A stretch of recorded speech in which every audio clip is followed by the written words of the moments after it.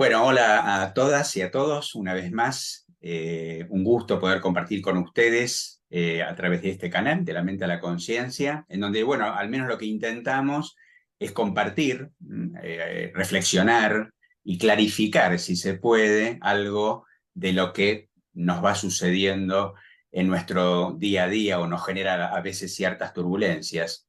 Y en este caso, bueno, otra vez compartiendo con el querido amigo, compañero, Emilio Carrillo. Ustedes ya lo conocen. Emilio, economista, docente, escritor, conferenciante y director del proyecto de investigación Conciencia y Sociedad Distópica, proyecto que, bueno, que está, digamos, gestionando distinto tipo de actividades desde el año 2018 y que le da vida al noveno libro que publica este proceso de investigación. Es el tercer libro en coautoría del equipo en conjunto y que, bueno, motiva este encuentro y compartir con Emilio algunas reflexiones, actualizar también la mirada del momento presente a nivel global. Bueno, bienvenido, Emilio, un placer estar contigo una vez más. Muchísimas gracias, Ricardo. Pues la verdad es que encantado de compartir contigo, con tu canal, con todas las personas que siguen el canal y bueno, y feliz de estar con una pierna ahora en la otra parte del Océano Atlántico. Nosotros estamos prácticamente en la orilla del Océano Atlántico por esta parte, por la parte europea, y es un placer, es un placer. Argentina además es un país que tú sabes que le tengo muchísimo cariño por múltiples razones y encantado de compartir, por tanto, contigo y con todos tus amigos. Gracias. Bienvenido a la Patagonia.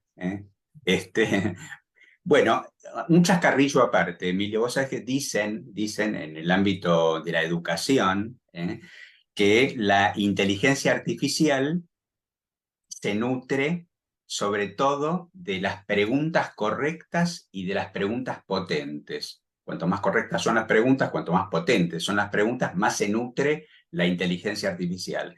Por suerte, tu inteligencia no es artificial. Así que, pero voy a intentar por lo pronto hacer las preguntas que corresponden, y que tengan la suficiente potencia como para poder compartir con quienes nos están siguiendo también. Un magnífico chascarrillo, muy acertado, Ricardo. Bueno, Emilio, el título de este libro, La distopía imperante, mentiras que promueve y certezas que oculta, superando el relativismo escéptico. Yo siento que el título ya en sí, si nos detenemos en el título, ya resume el contenido de todo el libro. Entonces, me gustaría contigo ir deteniéndonos, ¿no?, en cada parte de este título, como para poder sí escucharte acerca de qué estamos hablando en esta obra. Eh, la primera pregunta que te propongo, para echar un poquito de luz ante tanta confusión que hay también en este momento, tiene que ver con esto, con el principio, con la distopía imperante. Cuando hablamos de distopía imperante, siento como que ya estamos hablando de un imperio, y de un imperio que utiliza herramientas, diferentes tipos de herramientas, para construir una experiencia a nivel global distópica. De esto venimos conversando y hablando en otros libros también. Pero me gustaría preguntarte, si bien la herramienta que se utiliza para imperar es la distopía, eh, ¿hay una nueva forma de imperio? ¿O subsiste todavía lo que en otros tiempos llamábamos imperialismo, ¿no? Como por ejemplo, no sé, en mi juventud, el imperialismo yanqui, o el imperio británico? Hablo de la territorialidad, ¿no? O el imperio chino, más allá de las ideologías incluso. ¿Subsiste todavía un imperio territorial?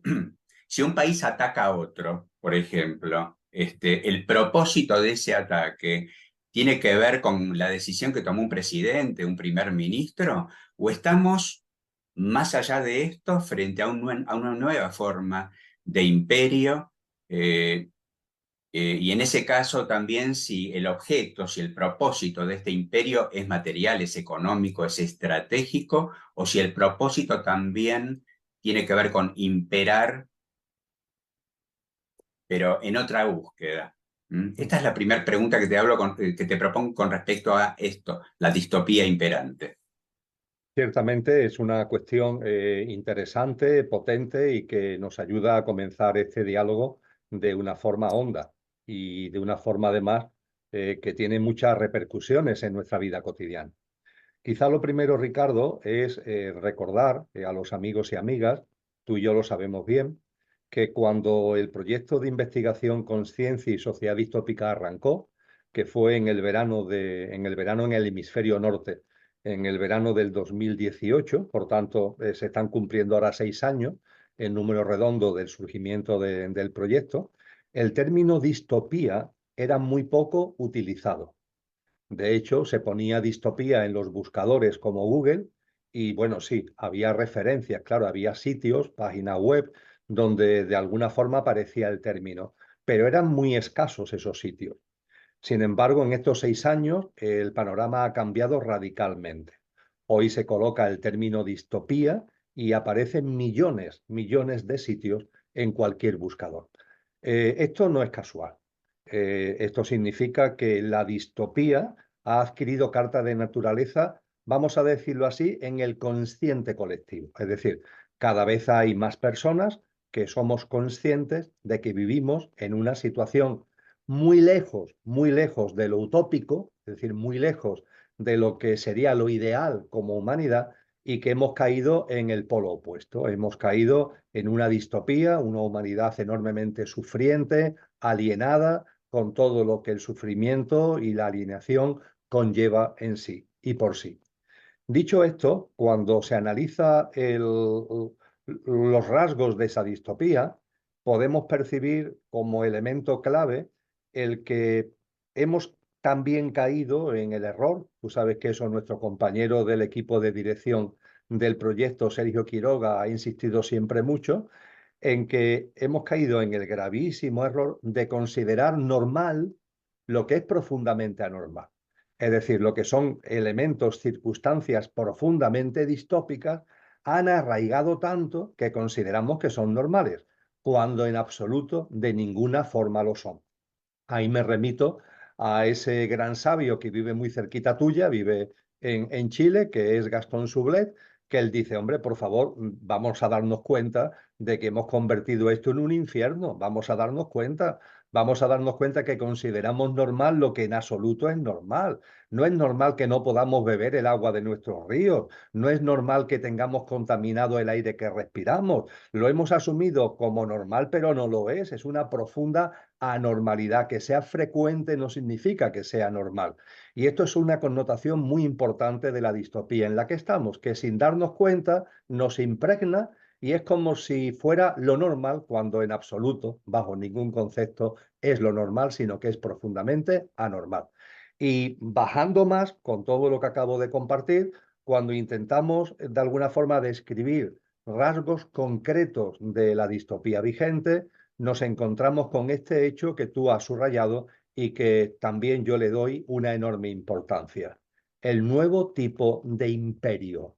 Efectivamente, hay una distopía imperante y esa distopía imperante es el caldo de cultivo y es el escenario ideal para un tipo de imperio nuevo que se ha configurado fundamentalmente en el tramo final del siglo XX y ya desde luego en el siglo XXI y que rompe los esquemas mentales que tenemos acerca de lo que un imperio es. Porque claro, como tú apuntabas, cuando escuchamos la palabra imperio, pues se nos vienen a la cabeza imperios que ha habido en la historia.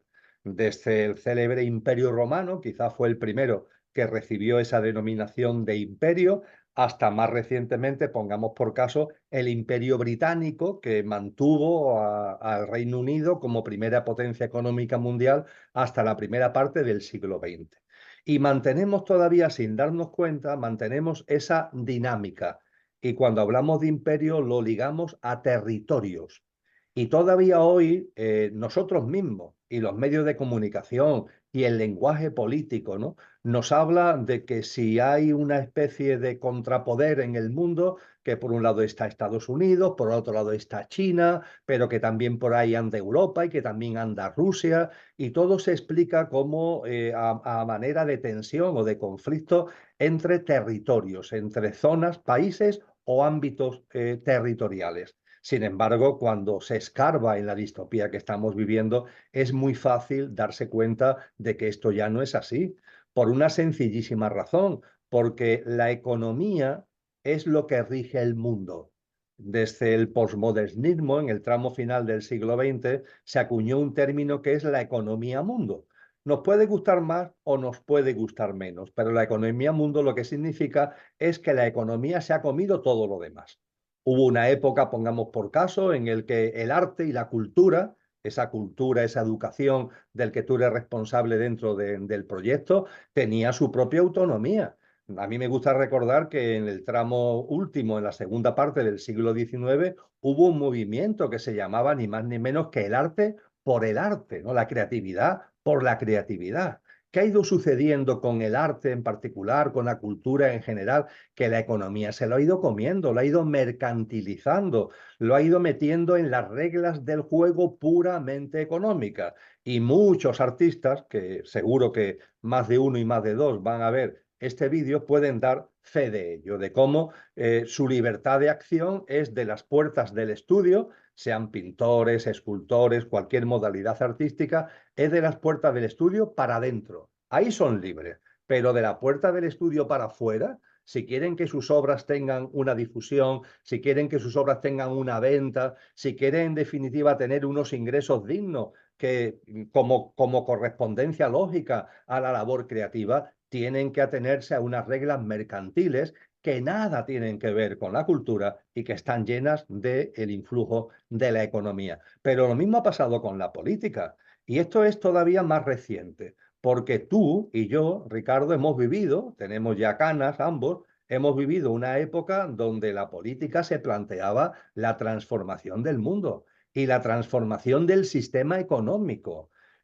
Bueno, sí, serían ideas quiméricas, de acuerdo, pero movilizó, nos movilizó a muchas personas que de corazón entendíamos que existía esa posibilidad. ¿Qué es lo que ha ido sucediendo? Lo que ha ido sucediendo es que la economía se ha comido a la política. Hoy ya no hay nada en el mundo, ninguna ideología que de verdad, de discurso todavía, algunas mantienen una bandera, ¿no? Pero de verdad, todas han hecho suya este sistema económico que ya no tiene ni denominación. No se puede hablar de un sistema capitalista, de socialismo real, porque todo forma parte de lo mismo, porque China, gobernada por el Partido Comunista, o Estados Unidos, con una regla del juego distinta, sin embargo, todas se mueven dentro del mismo ámbito, del mismo sistema económico. Con lo que cuando analizamos todo esto nos damos cuenta de que la economía se ha convertido en el gran referente. Y a partir de ahí, quien domina la economía, domina el mundo. El mundo no está siendo gobernado por los gobiernos, ni los gobiernos nacionales, ni las instituciones internacionales. El mundo se gobierna desde la economía. ¿Y quiénes gobiernan la economía? Un pequeño grupo, porque es bastante reducido, de grandes corporaciones, corporaciones transnacionales, empresariales y financieras. Y los datos son absolutamente claros. Si hablamos, por ejemplo, de fondos de inversión que están entretejidos accionarialmente con esas grandes corporaciones, pues, por ejemplo, yo creo que ya es suficientemente conocido que uno de ellos, BlackRock, él solo tiene en sus manos aproximadamente un 10% de la economía mundial. Él solo. Alemania, tercera potencia, cuarta potencia económica del mundo, maneja escasamente el 4 o 5% de la economía mundial. BlackRock es el doble, tiene una doble potencia que un país, pongamos por caso, como Alemania. Pero es que junto a BlackRock hay otros pocos fondos de inversión y los 10 primeros tienen en sus manos el 60% de la economía mundial.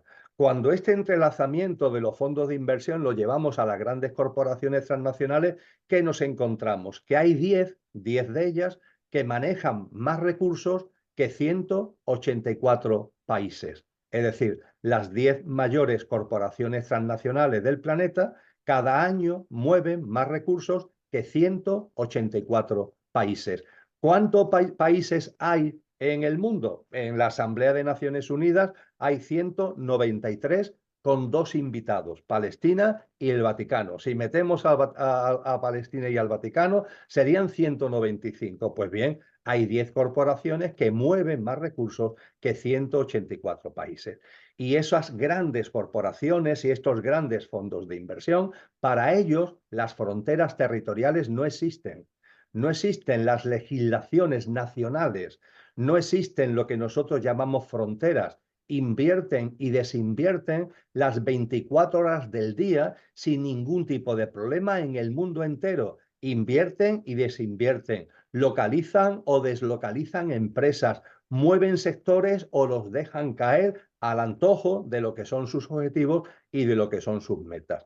Con lo que la distopía que impera tiene como elemento imperante precisamente un nuevo tipo de imperio, que son las grandes corporaciones transnacionales y los fondos de inversión ligados a ellas. Y llegado a este punto, aparece la gran pregunta que tú, yo, seguro que muchas personas se han planteado y que nosotros en los textos que hemos ido publicando en el proyecto, muy especialmente en el que publicamos en septiembre del año 2022, nos planteamos, ¿qué quieren? ¿Qué persiguen? Porque tienen todo el poder del mundo, entre comillas, una minoría enormemente minoritaria que tiene más patrimonio, recursos y riqueza que el resto de la humanidad. ¿Qué es lo que quieren? Dinero ya tienen mucho más del que podría acumular teóricamente, es que tienen prácticamente todo el dinero del mundo. Persiguen poder si ya tienen el poder, persiguen el éxito, persiguen la fama. Está claro, eso hay muchos elementos en sociología que lo ponen en evidencia, que los que de verdad detentan el poder no están interesados en salir en los medios de comunicación. Para eso tienen a sus títeres, por decirlo de alguna forma, los políticos con todo lo que ello conlleva, sus voceros, que son los que aparecen mediáticamente. No, ellos están como en la tramoya del escenario y no tienen ningún interés en dar la cara, entre comillas. Quieren pasar desapercibidos. Entonces, si tienen todo el dinero del mundo, si tienen todo el poder del mundo, si el éxito y la fama a ellos como tal no les interesa, ¿qué es lo que quieren? Tú sabes que nosotros en el análisis que hemos realizado, que creo que se puede estar o no de acuerdo con él, pero que es un análisis profundo y muy meditado, hemos llegado a una conclusión. El objetivo es espiritual. Y claro, esto llamó mucho la atención. Bueno, vamos a ver.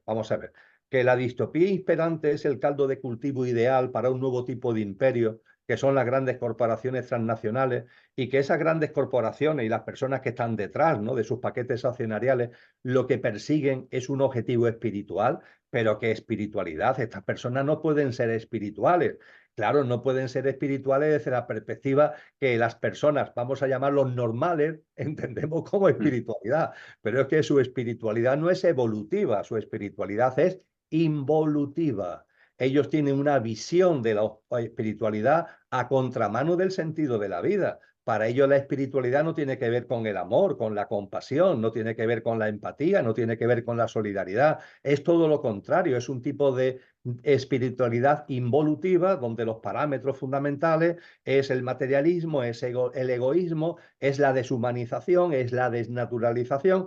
Es en definitiva, querido Ricardo, lo que las distintas tradiciones espirituales no han descrito como la espiritualidad involutiva, que cada tradición lo liga a una forma distinta, pero que nos están diciendo lo mismo. En el cristianismo se trata de una espiritualidad satánica, vamos a denominarlo de esta forma. En el hinduismo se liga a la figura de esos ángeles caídos que fueron los asuras. Da igual a la tradición espiritual que nos vayamos, pero a la conclusión a la que se llega es que detrás de todos estos elementos que estamos compartiendo hay una espiritualidad involutiva que lo que está haciendo como objetivo fundamental es extraviar almas. Es decir, quieren que nuestras almas no estén alineadas con la vida, no quieren que el ser humano mantenga una visión de sí mismo como una parte perecedera, pero también como una parte imperecedera que no va a conocer el fallecimiento físico. Se nos quiere, en definitiva, que nos vayamos convirtiendo en infrahumanos porque vamos negando una parte fundamental de lo que realmente somos,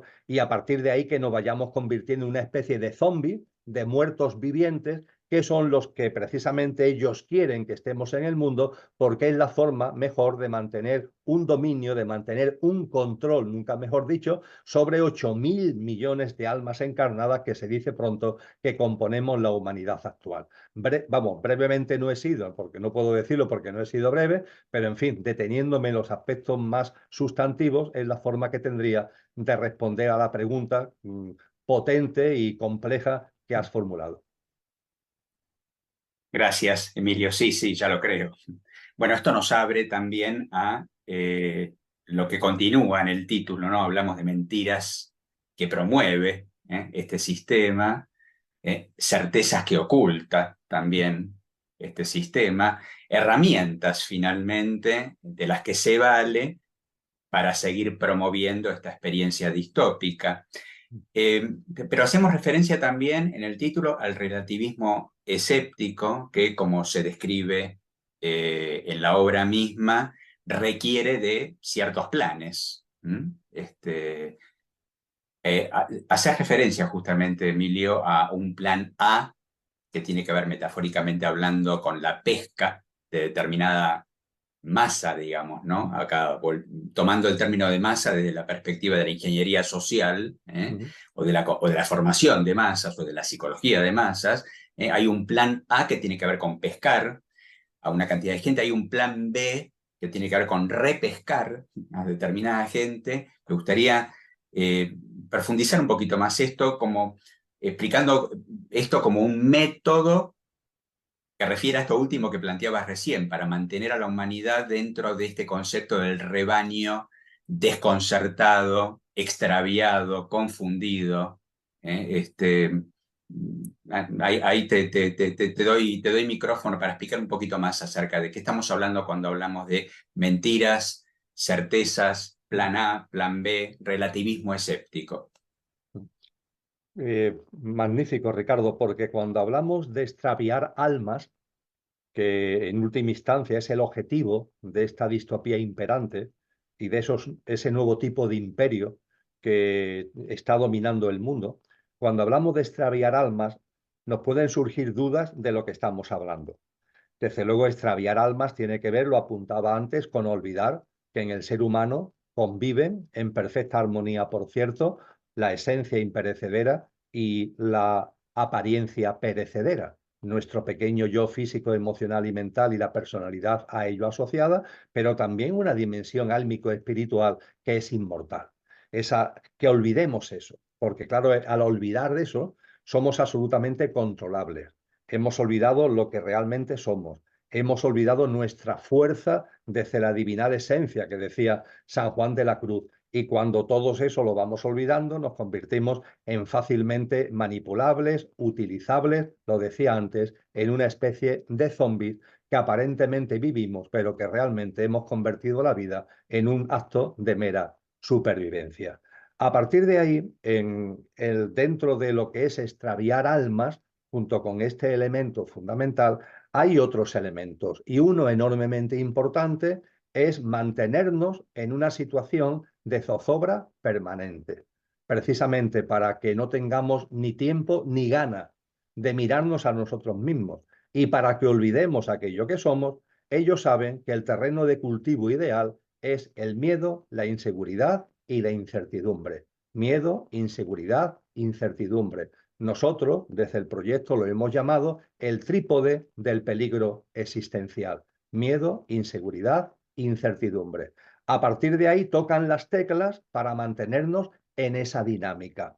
Pero, desde luego, lo que no se le puede negar a los que están detrás de este nuevo tipo de imperio es inteligencia. La usan para lo que lo usan. Ojalá lo usaran en beneficio de la humanidad y de la madre tierra y de todos los reinos de la naturaleza, pero la usan en el sentido precisamente contrario. Pero no se les puede negar la inteligencia.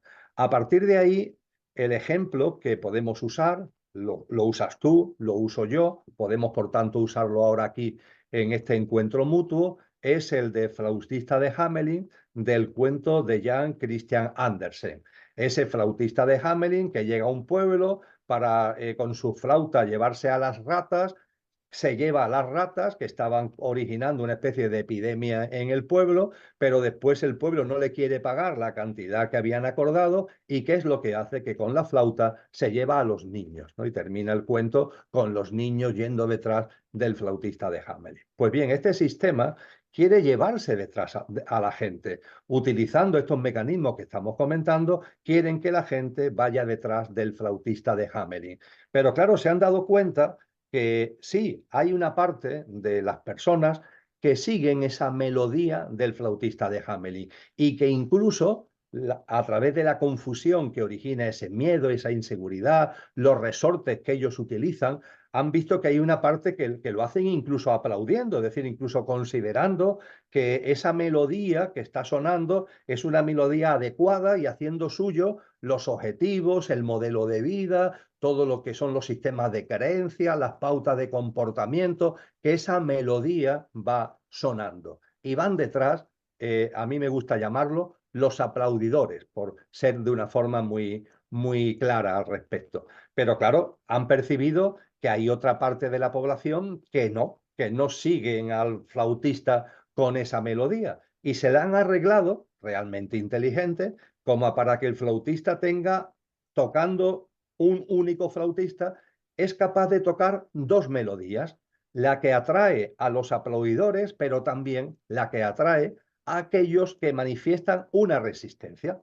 Es decir, los que se dan cuenta del manejo, los que se dan cuenta de la mentira, los que se dan cuenta del engaño, ¿cómo conseguimos que se vengan con nosotros? Pues el flautista de Hamelin toca una melodía que consigue que los que aparentemente no tendrían que ir detrás del flautista también van detrás del flautista. En este caso, desde luego, no van aplaudiendo, no, van tirándole piedras, pero tirándole piedras van detrás del flautista. Es todo el movimiento que hay actualmente en el mundo como de resistencia, como de lucha, pero que claro, ¿contra quién se resisten? ¿Contra qué luchan? Contra el flautista de Hamelin, con lo cual finalmente terminan también detrás del flautista. En lugar de plantearse lo que tiene sentido común y sería sensato, desde luego en lo que corresponde en términos de conciencia, no, mire usted, yo con este flautista no quiero saber nada, ni con su melodía de un tipo ni con su melodía de otro. A mí lo que me interesa es una nueva forma de vida.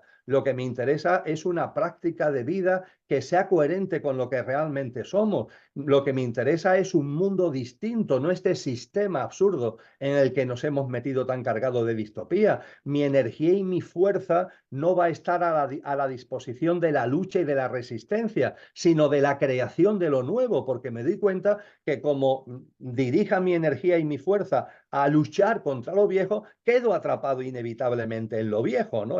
Aquí donde yo vivo hay una figura que la política ha intentado absorber, pero que su fuerza es muchísimo más alta, que fue Blas Infante, un gran andaluz, entre comillas, y Blas Infante ya en la primera parte del siglo XX nos avisó sobre eso. Ojo, ojo, si la revolución no es la del espíritu, quedaros con, con vuestra revolución, porque el espíritu es el único revolucionario verdadero. Y efectivamente, el espíritu, lo que realmente somos, es lo único que puede servir para crear una realidad distinta, una nueva humanidad, un nuevo mundo, como dicen las tradiciones espirituales, una nueva humanidad en una tierra restaurada. Entonces observamos el mundo actual, el telón de fondo de la distopía, Ricardo, que estamos compartiendo, y vemos como una enorme parte, una proporción muy alta de la población, van detrás del flautista de Hamelin imperante, del flautista de Hamelin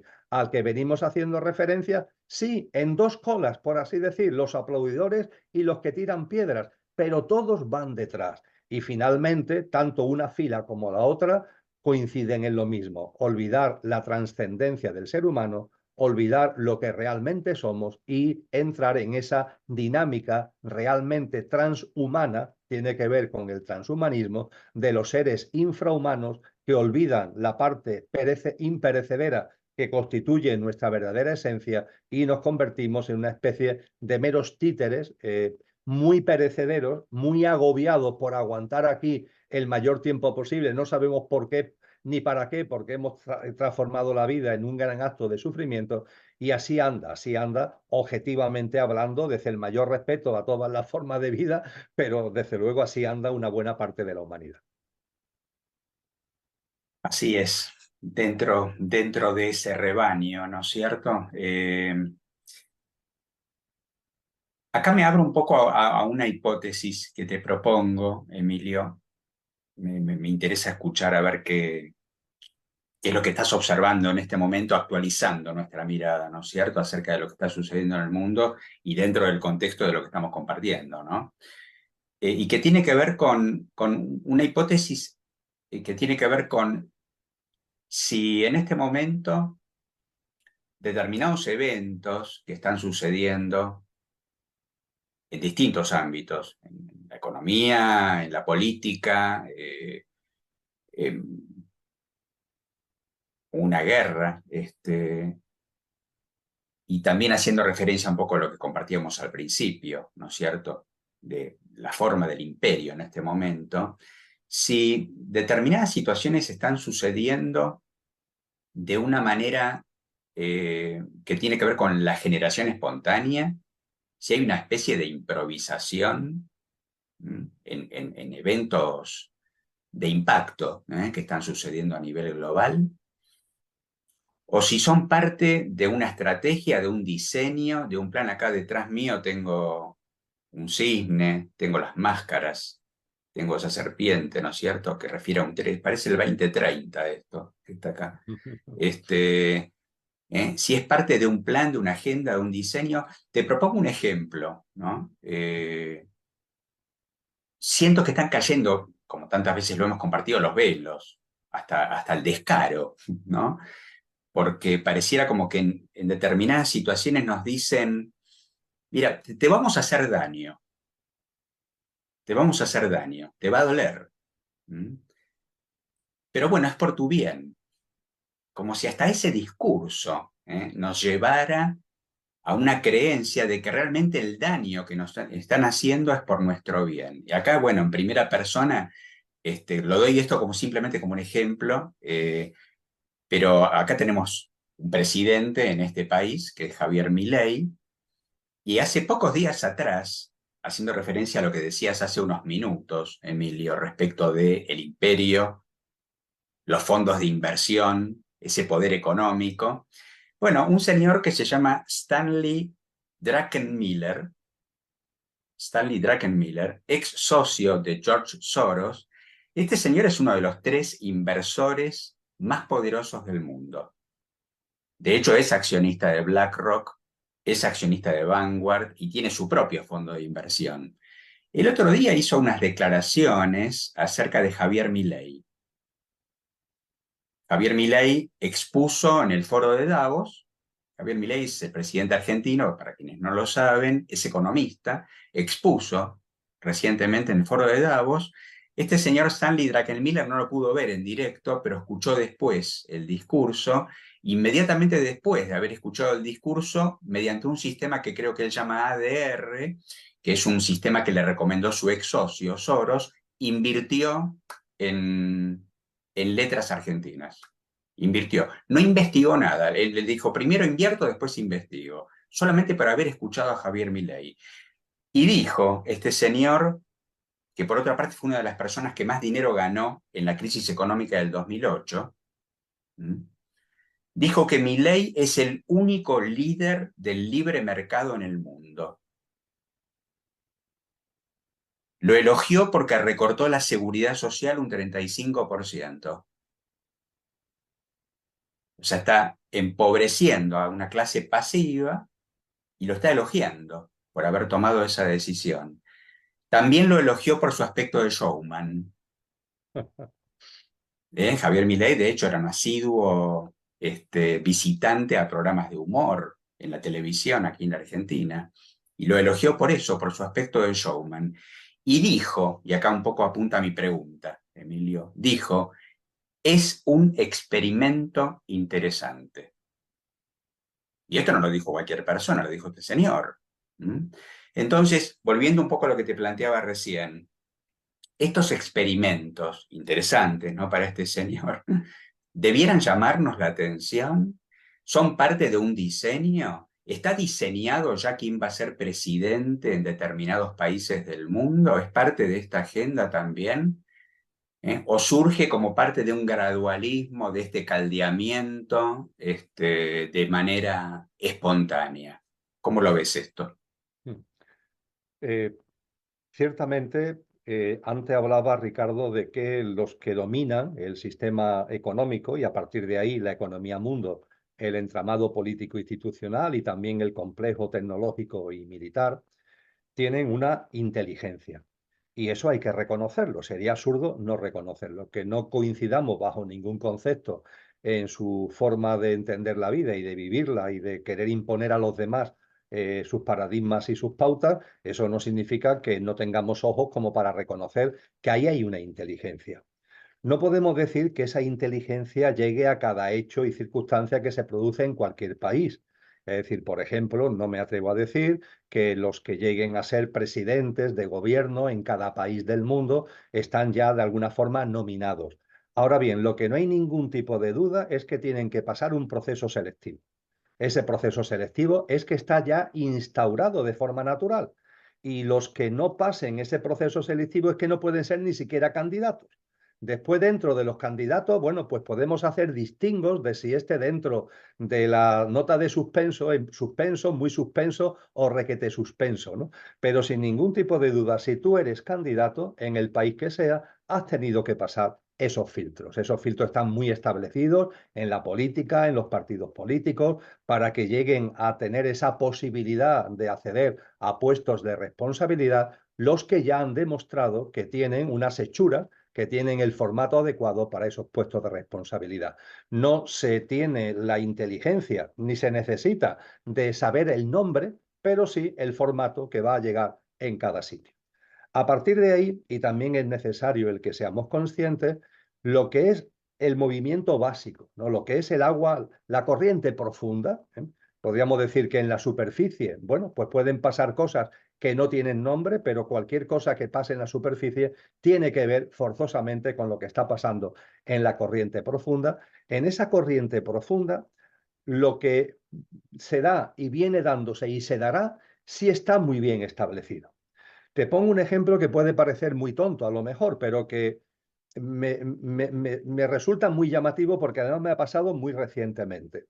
Yo soy un aficionado a una serie de ciencia ficción que es Star Trek, pero no la Star Trek que han ido apareciendo después, las múltiples secuelas. A mí me gusta Star Trek de finales de los 60, principios de los 70, del pasado siglo XX, con el Capitán Kirk, con el señor Spock, en el formato tradicional. Y la verdad es que de vez en cuando me gusta ver nuevos episodios de la serie. Pero hacía mucho tiempo que no veía la primera película que se hizo de Star Trek, porque Star Trek después ha habido muchas películas, pero hay una que en su momento se llamó Star Trek la película, ¿no? Porque fue la primera. Es del año 1979. Es decir, ha pasado por tanto más de medio siglo. Pues bien, yo no daba crédito, la película, pues como me gusta Star Trek, me gusta la película, llegué hasta el final y ya lo que son los últimos minutos, lo que es el desenlace de la película, yo no daba crédito porque es inteligencia artificial y una inteligencia artificial que, entre comillas, es capaz de absorber al ser humano, a la conciencia humana, y se dice literalmente, lo dice el Capitán Kirk, de hecho, en el final de la película, que esto es lo que posibilita un salto evolutivo sin precedente para el género humano, ¿no? La fusión con la máquina y el entrelazamiento con la máquina. Claro, esto, Ricardo, es del año 1979.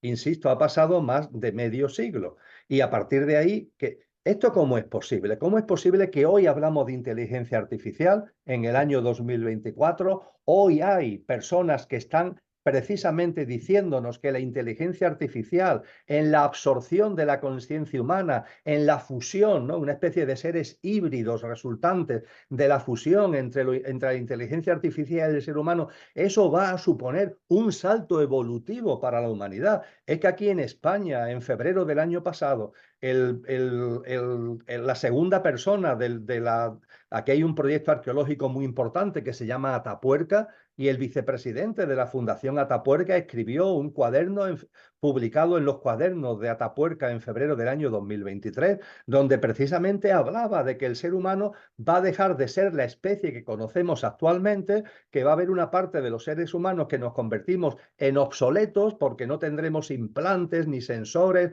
ni nada que se le parezca, o porque voluntariamente no queremos, o porque no tendremos capacidad adquisitiva como para hacerlo nuestro, pero que irán apareciendo seres humanos híbridos y editados que ya se irán convirtiendo a través de implantes, de sensores, en medio hombre, medio máquina, y que eso es maravilloso porque eso va a posibilitar el salto evolutivo para la humanidad. Lo mismo que estaba en Star Trek en el año 79.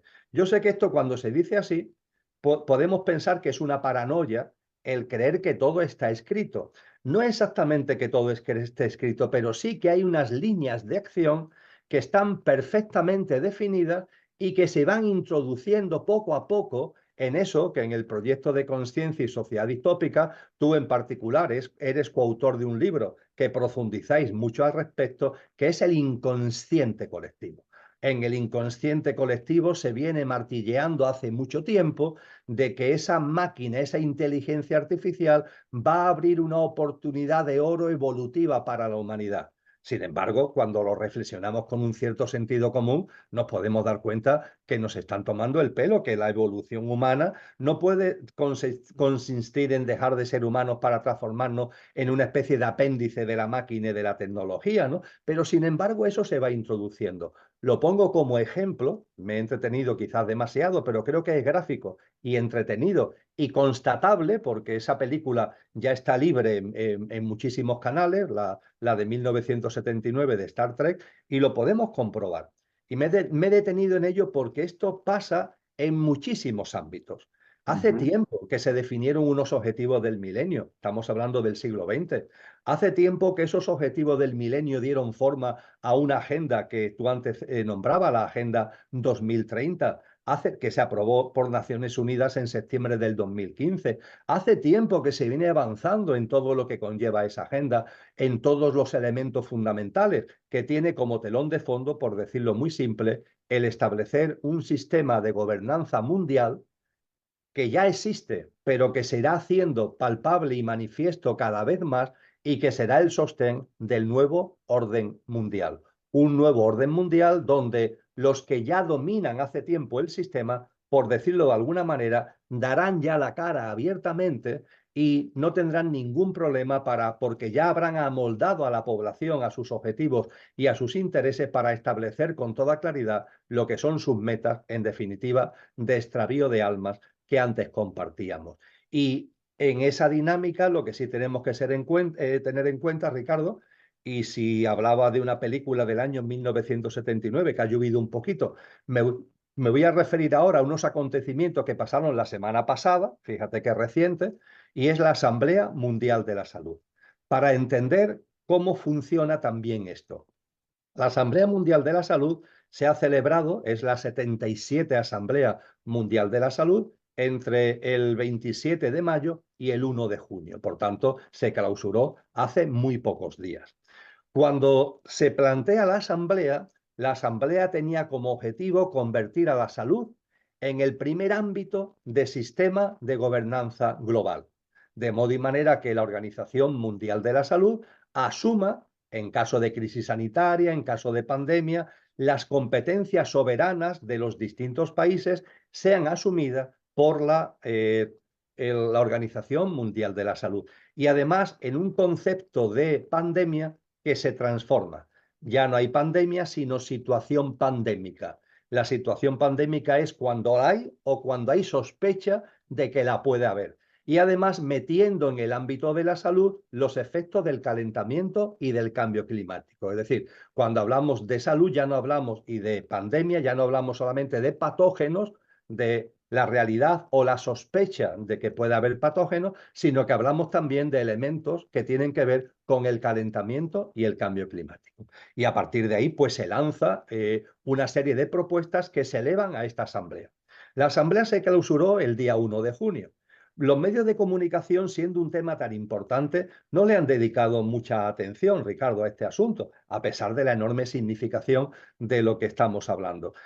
No obstante, ha habido algunos medios, por ejemplo, Financial Times, de ideología conservadora, vamos a llamarlo así, y Le Monde Diplomatique, un diario mensual, una publicación mensual francesa que se considera progresista, se considera incluso izquierdista, y ya el Financial Times, semanas antes de que se clausurara, se celebrara y se clausurara la asamblea. Y el Le Monde Diplomatique, en la edición que acaba de sacar, en la edición del mes de junio, nos vienen a decir que ha sido un fracaso, que la asamblea no ha conseguido sus objetivos. Bien, a partir de ahí, las tecnologías son, entre comillas, peligrosas o no, también pueden ser algo muy loable en función del uso que le demos. Aquí estamos tú y yo usando las tecnologías para poder compartir lo que los dos creemos que son temas de conciencia. También las tecnologías nos pueden llevar a la abducción de la pantalla, a perdernos en el mundo virtual y artificial, depende de su uso. Y ahí están las tecnologías. Y gracias a las tecnologías se puede entrar en la página web de la Organización Mundial de la Salud, repasar las sesiones que ha habido, los comunicados de prensa que día a día se han ido emitiendo y, lo más importante, las resoluciones que se han ido acordando. Cuando todo eso lo tienes ya ahí, ¿cuál es la conclusión? Que de fracaso nada, absolutamente nada. Ha sido un enorme acelerón. Ese es el término más adecuado. Es decir, la reflexión que quiero transmitir es que la Asamblea Mundial de la Salud celebrada la pasada semana, en principio no ha llegado al programa de máximos que tenía establecido, pero es que los que manejan el cotarro sabían que el mundo todavía no está preparado para ese programa de máximo, pero al meter el acelerón que han conseguido darle, no han conseguido el 100, pero han conseguido el 80.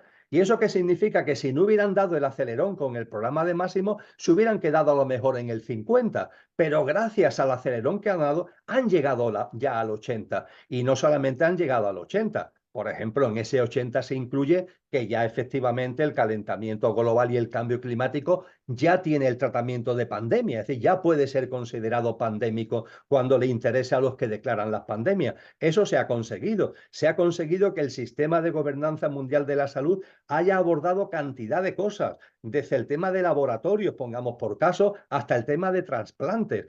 Las resoluciones se van comprobando que en ámbitos temáticos muy específicos y muy importantes han dado un enorme avance en el sistema de gobernanza global. Es verdad que no han llegado al 100, pero claro, es que ellos actúan con inteligencia y posiblemente, yo estoy convencido que es así, ellos sabían que al 100 no iban a llegar, pero que metiendo un buen acelerón iban a acercarse al 100.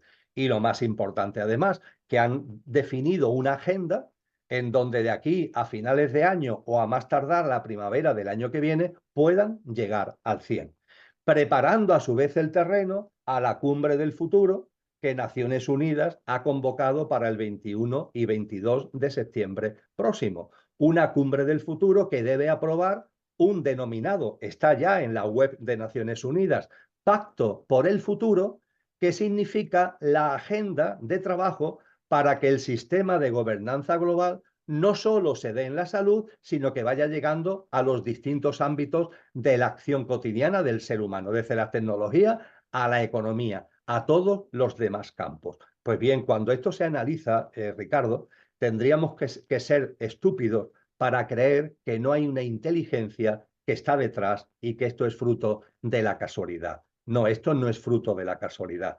Cómo las cosas se van introduciendo en el inconsciente colectivo, a veces con décadas de antelación, poco a poco, como una gota que va moldeando nuestra mente y va moldeando nuestra forma de ver la vida y de ver las cosas. Y a través también de acelerones, que bien sea por la porque se provoca una pandemia, bien sea porque se pone una serie de acuerdos ante una asamblea donde han estado ni más ni menos que 194 países representados, donde se le pone a esos países con la soga al cuello, por así decir, y que finalmente no se llega al 100, pero se ha llegado a un nivel altísimo que de otra forma hubiera sido imposible, con la amenaza además de que una nueva pandemia está a la vuelta de la esquina y puede estallar en cualquier momento.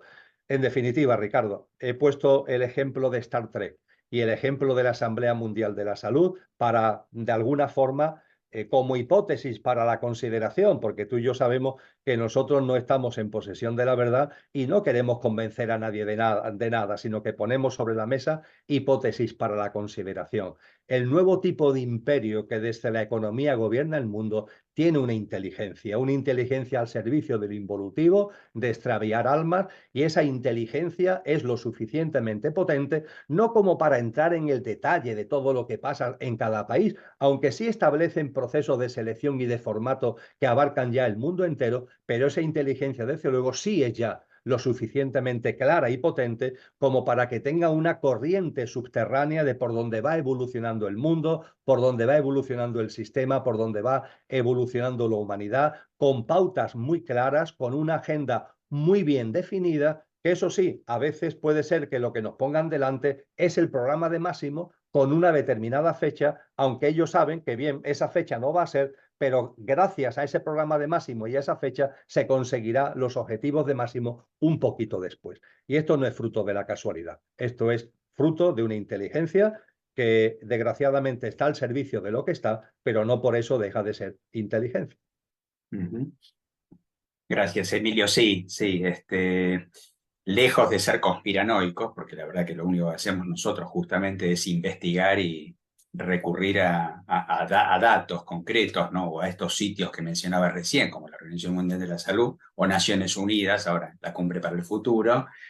Eh, Recordaba mientras te escuchaba una conversación que tuve caminando el río, aquí en la Patagonia, en febrero pasado, con nuestro compañero Alfonso Soria, que justamente es quien gestiona y coordina el ámbito de cambio climático, y le pregunté a Alfonso,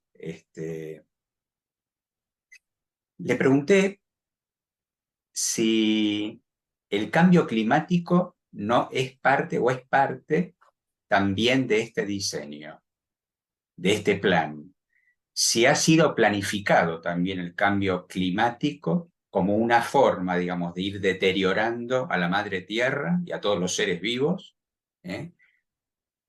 Como una herramienta también, ¿no? Para llevar a cabo esta experiencia distópica.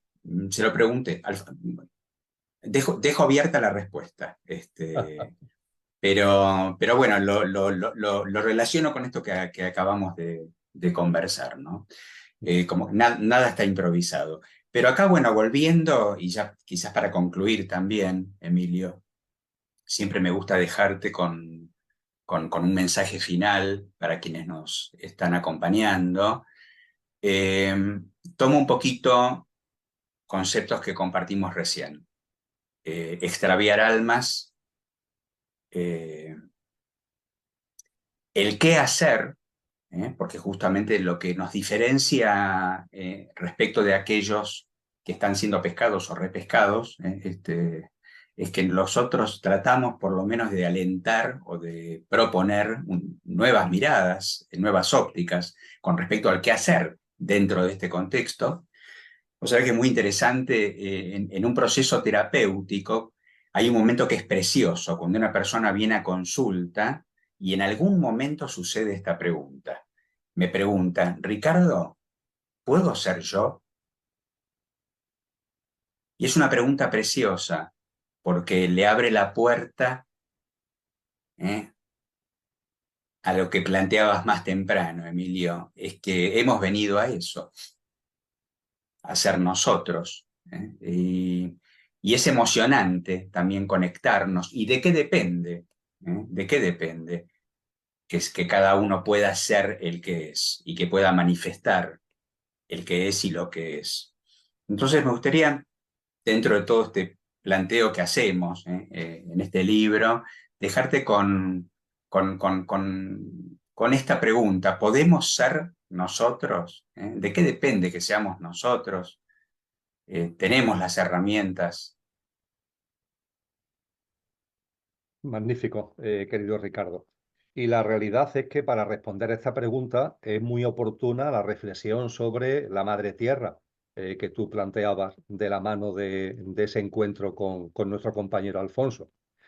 Eh, Tenemos que recuperar la perspectiva, no olvidarlo. Es muy importante que nos demos cuenta que la vida tiene una serie de dinámicas. Hay una dinámica que estas personas, ellos, intentan imponer, pero después la vida, tiene también sus dinámicas, tienen también sus movimientos, entre comillas.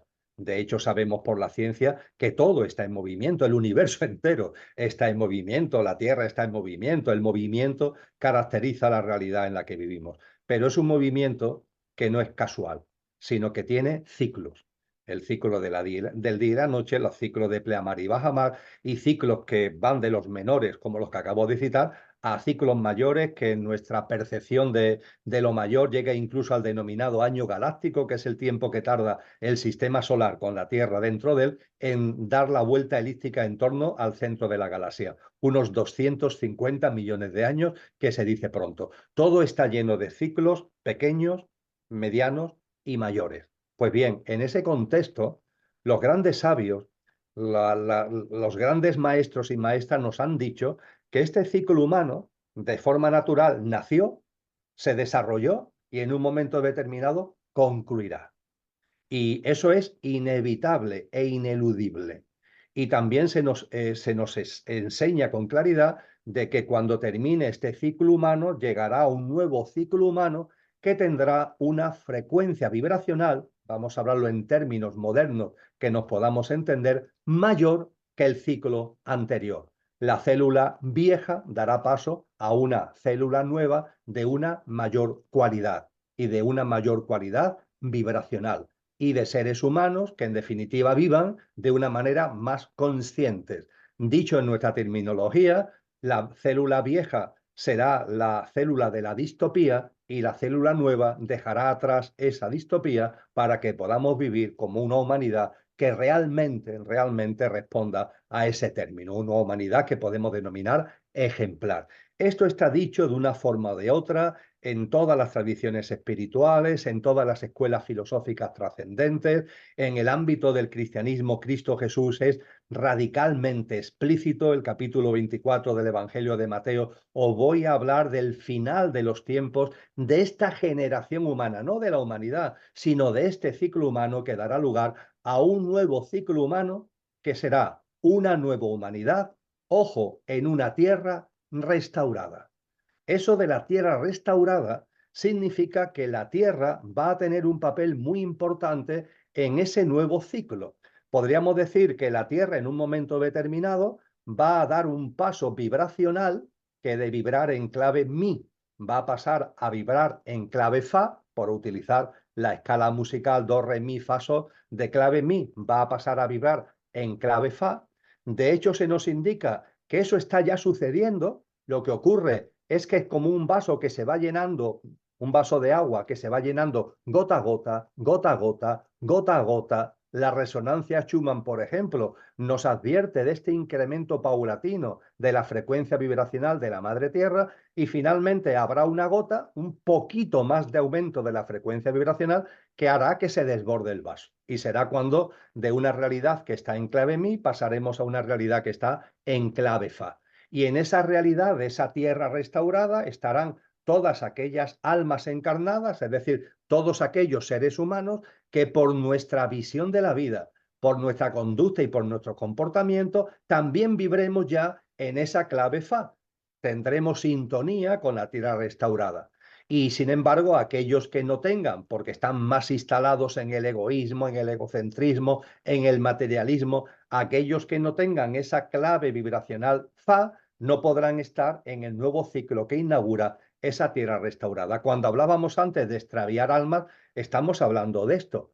El influjo de estos poderes que tienen actualmente el mundo, estos poderes involutivos, para que el menor número de almas posibles puedan participar de ese nuevo ciclo y se queden como pilladas, por decirlo de alguna manera, en la vieja célula y no puedan ser agentes activos ni participar en la célula nueva. Esto es, de una forma muy coloquial, pero creo que muy acertada, lo que se nos describe por muchas, yo diría que por la totalidad, de una forma o de otra, de todas las tradiciones espirituales y escuelas filosóficas trascendentes. Claro, sabiendo eso, no es de extrañar que a la Tierra se le tenga tanta inquina, porque ciertamente será una nueva humanidad, pero el agente, por así decir, el agente dinámico va a ser la propia Madre Tierra. Y no es de extrañar, por tanto, de que los que están dominando este sistema le tengan esa tirria que le tienen, ¿no? Hasta el punto de que, como decía ni más ni menos que Albert Einstein, y lo decía en el siglo XX, este sistema es absolutamente depredador. Depredador con la vida, depredador con la tierra, depredador con los reinos de la naturaleza. Le tienen una auténtica inquina porque conocen del potencial de este planeta y conocen de ese cambio vibracional que abrirá las puertas a una humanidad que viva ya finalmente en un contexto muy distinto al que estamos sumergidos. De ahí que hay una enorme importancia, una enorme ligazón entre los procesos evolutivos, no solamente con el ser humano y la humanidad, sino también con la madre tierra. A partir de ahí, el qué hacer. Pues el qué hacer también está muy bien definido en lo que son las tradiciones espirituales. Pero claro, las tradiciones espirituales no estamos hablando de religiones, que eso es otro elemento de lo que la distopía ha metido en medio, que hablamos de espiritualidad y la religión. ¿Y la religión qué son? Pues dogmas, normas y una serie de organizaciones que finalmente también persiguen objetivos propios e intereses creados. No, aquí no estamos hablando de religiones, aquí estamos hablando de espiritualidad, la espiritualidad que han enseñado las grandes almas que a lo largo de la historia de la humanidad han ido encarnando. Y esa espiritualidad no sabes de religiones. A mí me gusta decir una y mil veces que el cristianismo no es una religión, que es un evento, que la encarnación de lo crístico no es una religión, que es algo que es una oportunidad, que un hito histórico que abre una dinámica distinta. No estamos hablando en definitiva, Ricardo, y tú lo sabes bien, cuando compartimos de espiritualidad, de religiones. No, estamos hablando de otra cosa. Y teniendo en cuenta además que los grandes personajes espirituales de la historia, salvando una serie de cosas que han pasado del siglo XVIII para acá, han sido grandes científicos, porque todas las mentes insignes que han aportado en la espiritualidad también han sido personas con un protagonismo en la ciencia y en todo lo que ello conlleva. El caso de Pitágoras, por ejemplo, en la antigua Grecia, es un ejemplo magnífico al respecto. Pues bien, cuando todo esto lo vamos hilando, cuando todo esto lo vamos teniendo en cuenta, es muy importante lo que nos enseñan estas tradiciones espirituales acerca de que, ojo, con este sistema tenemos que convivir, Ricardo. Esta distopía imperante, convivimos con ella. Llega a todos sitios, llega a todos lados. Y esa es la realidad en la que estamos. Sabemos que las cosas no son permanentes. Sabemos que todo está en movimiento. Sabemos que hay ciclos y se nos enseña y se nos muestra este ciclo que acabo de hacer referencia de apertura ni más ni menos que de un nuevo ciclo humano en su conjunto y en su totalidad. Y mientras tanto, lo que corresponde que es que en nuestra vida cotidiana vayamos poniendo la simiente, vayamos poniendo la semilla de esa nueva humanidad. Y el término en ese sentido es muy bello el que nos han enseñado porque nos dicen, con este sistema hay que convivir. Ya está. Ahora bien, una cosa es la convivencia y otra es la connivencia. Una cosa es la convivencia y otra cosa es la connivencia. ¿Convivimos con este sistema? Sí. ¿Caer en la connivencia? No. Y eso depende de nosotros. Convivir con este sistema no depende de nosotros porque es global y está en todos sitios. Ahora, caer o no en la connivencia sí depende de nosotros. Depende de nosotros el hacer nuestro o no el sistema de creencias que este sistema está imponiendo, el pensamiento único que quiere imponer, el uniformismo en todo que quieren establecer. El hacerlo nuestro no depende de nosotros. El, el caer, entre comillas, en los engaños también cada vez más depende de nosotros, Ricardo, porque tú antes lo decías, es que todo está a la vista.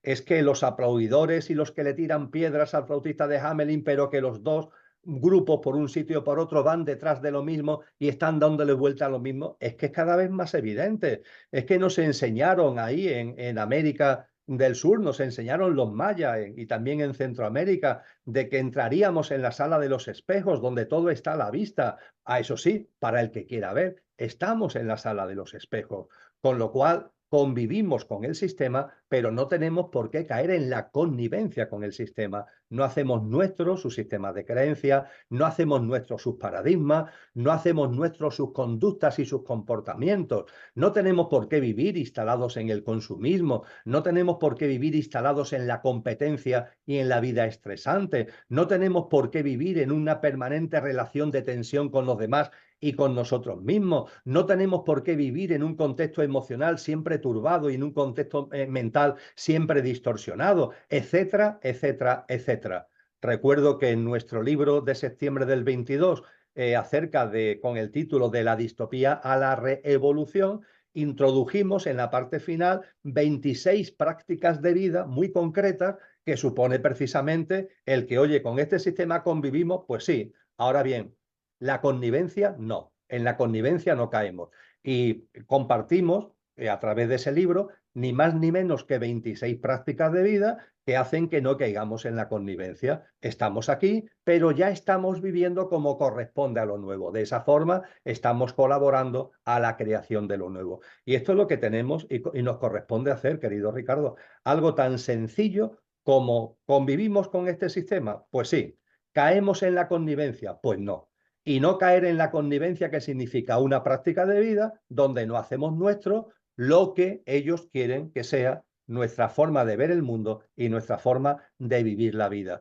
¿Qué nos encontramos en muchas voces de disidencia que hay en las redes sociales? Que sí, mucha disidencia, mucho tirar piedra, pero están en esa otra fila del flautista de Hamelin porque realmente no plantean una forma de vida distinta, nos plantean más de lo mismo. El mismo materialismo, el mismo consumismo, el mismo alejamiento entre los seres humanos, el mismo alejamiento de la naturaleza, es decir, que es una resistencia falsa, es una resistencia falaz porque estás haciendo tuyo lo fundamental. Todo se queda en la verborrea, todo se queda en posiciones teóricamente mentales que no llevan a ningún sitio. A partir de ahí nosotros, modestamente, sin querer convencer a nadie de nada, sino como hipótesis para la consideración y para la reflexión, para que cada cual lo pase por su discernimiento o por su sentido común, lo que decimos en definitiva es eso. No caigamos en la connivencia, una práctica de vida cotidiana hacia uno mismo y en nuestra relación con los demás,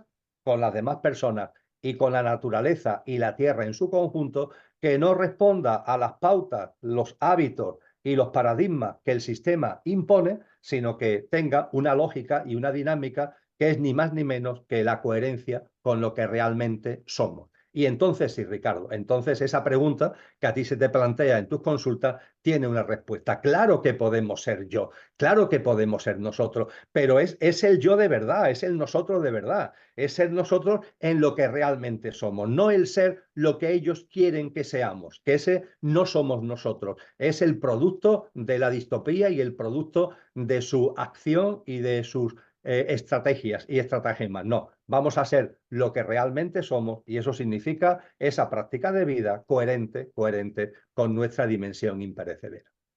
Mm. Sí, sí, tomando esto último, gracias, Emilio, me viene el verbo revelar, la revolución del espíritu, ¿no? Pero revelar a veces, bueno, se trata de esta práctica, ¿no es cierto? Que se revele nuestro espíritu, y con B corta, que se manifieste, pero que también se revele, que entre también en una práctica que implica álmicamente entrar en esa rebelión, que es una rebelión espiritual, claro que sí. Bueno, Claro que sí, Ricardo, totalmente de acuerdo y en ello estamos y tenemos que darnos cuenta además de que esta labor de ser lo que realmente somos con el viento en contra, porque el sistema imperante nos pone el viento en contra, pues hace que nuestra fuerza sea mayor, ¿no? Es como que nuestra musculatura con relación a lo que realmente somos adquiera mayor fortaleza, con lo cual creo que estos tiempos tenemos que vivirlos con mucha confianza, porque si no tenemos confianza, la fuerza que tenemos que es inmensa desde nuestro ser verdadero, pues se queda mediatizada, se queda como empequeñecida. No, tengamos confianza para que esa fuerza se ponga claramente de manifiesto y esa confianza incluso llevarla a la alegría, porque yo creo que cuanto más el sistema más se remueva, significa que más cerca estamos del nacimiento de algo nuevo, son las contracciones, los removimientos del parto, en definitiva, el nacimiento de ese nuevo ciclo al que anteriormente hacíamos referencia. Muchas gracias, Emilio. Un placer enorme, haber compartido otra vez y bueno, por supuesto, nos reencontraremos seguramente. Y gracias, a todas y a todos por habernos acompañado, por compartir con nosotros este sentir y estas reflexiones. Y como dice Emilio, a por ello, por esta práctica. Gracias. Nos vemos prontito, Emilio. Gracias. Muchísimas gracias, Ricardo. Un abrazo a todos.